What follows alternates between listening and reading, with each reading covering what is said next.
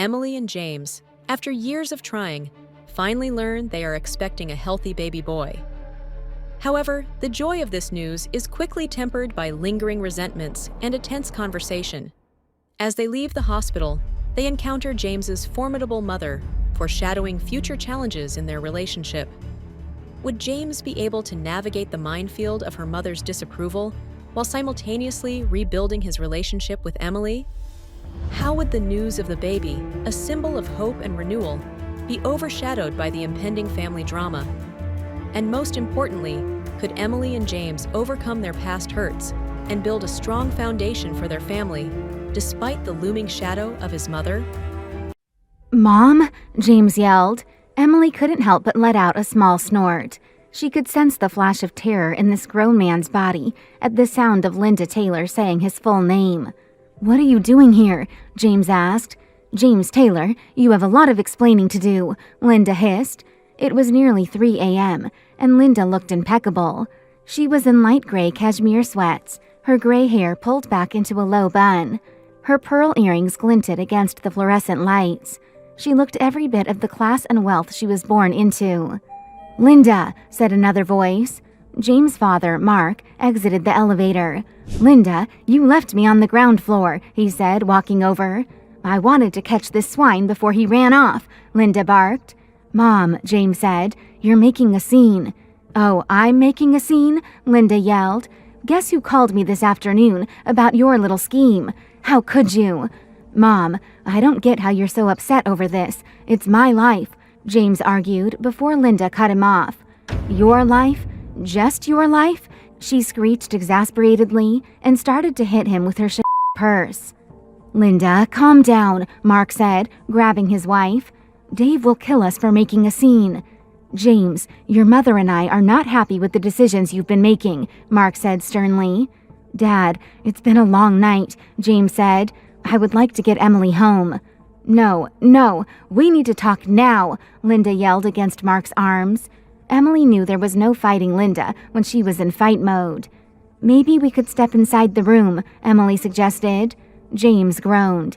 He begrudgingly wheeled Emily toward the room they had just exited from, and his parents followed. Soon they sat facing each other on the couches. It was uncomfortable to say the least, especially for James. "James, how could you?" Linda wailed, breaking the silence. "Mom," James said, exasperated, "this isn't about you." "Oh, really, James? You're right. This is all about you," Linda said. "What is going on, James?" Mark asked. Emily leaned back on the couch and observed the family dynamic. It's about... God, I don't want to talk about this with you. It's none of your business," James exclaimed. "None of our business? Oh, it's our business, all right," Linda said. Emily then felt the room tense, which puzzled her. Mark quickly spoke. "James, have you thought this through?" "I won't talk about this here right now," James said adamantly. Emily decided to speak up. "It's been a long day and an even longer night. Maybe we pick this up in the morning with clear heads?" Mark and Linda exchanged glances. "You're right, Emily," Mark spoke. James just stared down at the floor. Having momentarily eased the tension, Emily decided to take the opportunity to change the subject. "How did you know where to find us?" she asked her in-laws. "Dr. Wright is an old family friend. He told us that James called," Mark explained. "Isn't there a doctor-patient confidentiality clause?" James exclaimed, throwing his hands up in protest. "Yes, but you're not the patient," Linda snapped. "Mom," James said. He felt hurt by Linda's tone. "He just let us know that you two were at the hospital. Nothing more," Mark tried to explain. "Sure, no harm," Emily answered. There was no use arguing semantics with this crowd, especially with how exhausted she was. "Have you heard the news?" Emily asked them. "What news?" Linda asked. Emily and James exchanged looks. James nodded. Linda gasped. "We're having a boy," Emily said. Linda and Mark leaped to their feet, hugging each other and crying. "Oh, congratulations," Linda said, leaning in to kiss Emily. "James," Mark said, reaching out to shake his son's hand. "So what's going to happen to the baby then?" Linda exclaimed. "James, look at what you did." "Mom," James yelled, exasperated.